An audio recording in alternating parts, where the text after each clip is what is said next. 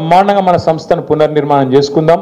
మళ్ళీ నిర్మల్ తాలూకాలో అటు ముదోళ్ళ ఇటు నిర్మల్ల అటు ఖానాపూర్లా తిరిగి గులాబీ జెండా రెపరెపలాడేదాకా ఖచ్చితంగా మేమందరం ఉంటాం.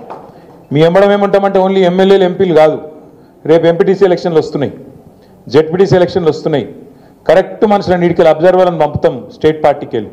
కరెక్ట్గా ఒక్కొక్క నియోజకవర్గం ఒక్కొక్క ఊరు ఎక్స్రే తీస్తాం.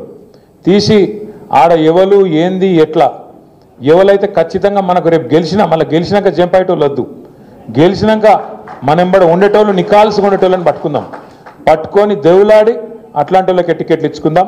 రామన్న లాంటి పెద్దలు ఉన్నారు, చంద్రశేఖర్ రెడ్డి అని ఉన్నాడు, ఇంకా చాలామంది పెద్దలు ఉన్నారు. సమన్వయం చేస్తారు, చేసి కరెక్ట్ మనుషులను పట్టుకొని ఇటుక వేసుకున్నట్టు మళ్ళీ ఇల్లు కట్టుకున్నట్టు ఇటుక వేసుకొని మళ్ళీ కొత్తగా నిర్మల్ల ముదోళ్ళ ఖానాపూర్లా బ్రహ్మాండంగా పార్టీని పటిష్టంగా నిర్మాణం చేసుకుందాం. మనం బాధపడేది కానీ ఆలోచించేది కానీ ఏం లేదు. ఇలా నా మాటనో మీ మాటనో కాదు, మీరు దయచేసి ఇక్కడున్న మీడియా మిత్రులను కూడా నేను కోరుతున్నా, మీరు కావాలంటే మీ కెమెరాను మీ గొట్టాలు పట్టుకొని పోండ్రి, ఏ ఊరికైనా పోండ్రి. ఆడ కూర్చున్న ఒక పెద్ద మనిషిని అడుగుండ్రి, అక్కడ తిరుగుతున్న మా తమ్ముళ్ళని అడగండి, పొలం కాడికి పోయి ఆడ పని చేసుకుంటున్న రైతులను అడగండి, లేదా రైతు కూలీలను అడగండి. కేసీఆర్ ఉన్నప్పుడు బాగుండేనా, ఇప్పుడు కాంగ్రెస్ వచ్చినాక బాగున్నదా అని గొట్టం పెట్టి కెమెరా పెట్టి అడుగుండ్రి. ఏం చెప్తారు ఇవాళ? కుల్లా ఈ మనిషి ఆ మనిషి కాదు, ఆఖరికి కాంగ్రెస్ కార్యకర్తలను కూడా జర్ర పక్కకు తీసుకుపోయి అడిగితే వాళ్ళు కూడా చెప్తాను ఏం దరిద్రం రా ఇది, మంచిగా బ్రహ్మాండంగా ఉండే మంచిగా పల్లెంలో అన్నం తింటుంటే వీళ్ళు వచ్చి అనవసరంగా లేనిపోని మాటలు చెప్పి ఇవాళ తినే అన్నంలో మన్ను పోసుకున్నట్టు అయిపోయింది మా పరిస్థితి అని చెప్పి రైతులు ఊరూరా బాధపడుతున్నారు. ఇది వాస్తవం, ఈ ఊరు ఆ ఊరు కాదు.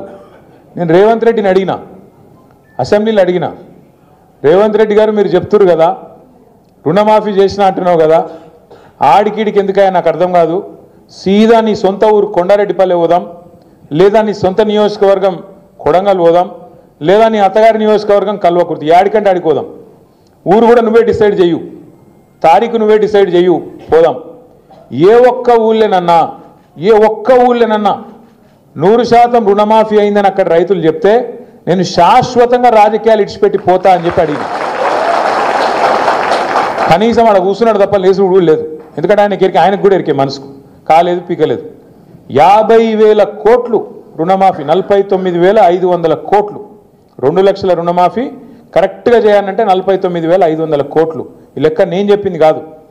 రేవంత్ రెడ్డి ముఖ్యమంత్రి అయినాక 3వ రోజో 4వ రోజో బట్టి విక్రమార్క గారు ఒక మీటింగ్ పెట్టిండ్రు, ఆర్థిక మంత్రి గారు. మొత్తం బ్యాంకర్లందరినీ పిలిచిండు, ఎంత కావాలి రుణమాఫీకి అని అడిగిండు. 2 లక్షల రుణమాఫీ చేయాలి, ఎంత కావాలి? వాళ్ళు చెప్పారు కరీబ్ 50,000 కరోడ్ సాబ్, అసలు లెక్క 49,500 కోట్లు. మరి మీరు అంట్రీ కదా సంతకం పెడతాం అంట్రీ కదా పెట్టుర్రి అన్నారు. ఏడ పెడతామా ఉత్తగా ఏదో చెప్పినాం ఓట్ల కోసం అని చెప్పి తెల్లారి ముఖ్యమంత్రి గారు ఈ 49,000 ఏడున్నాయి లేవు అని చెప్పి తెల్లారి ఎక్కడన్నా ముఖ్యమంత్రి స్పీచ్ ఇచ్చిండు. ఏమని? ఒక్క సంవత్సరం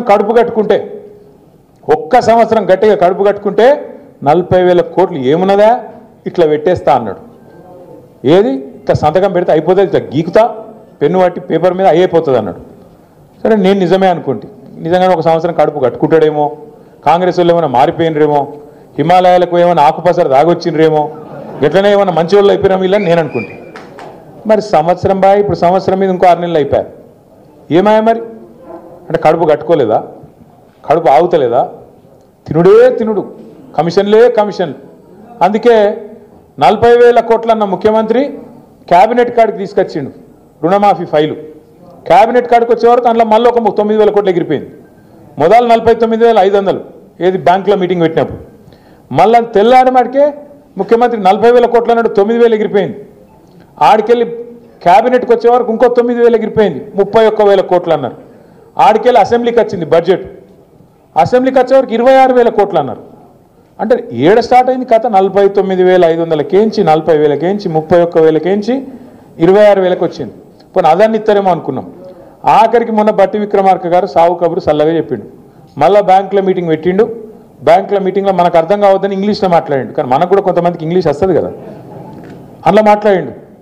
మేము మీకు పైసలు ఇచ్చినాం, కానీ ఇప్పటివరకు రైతుల ఖాతాలో 11-12 వేల కోట్లే పడ్డాయి, ఇంకా మిగతా ఎప్పుడు వేయాలి, మనం ఇంకో 2-3 వేల కోట్లు వేయాలి అయిపోయి ఆయనతో చేతులు దులుపుకున్నారు. కథ మొదలైంది 49,000 కాడ.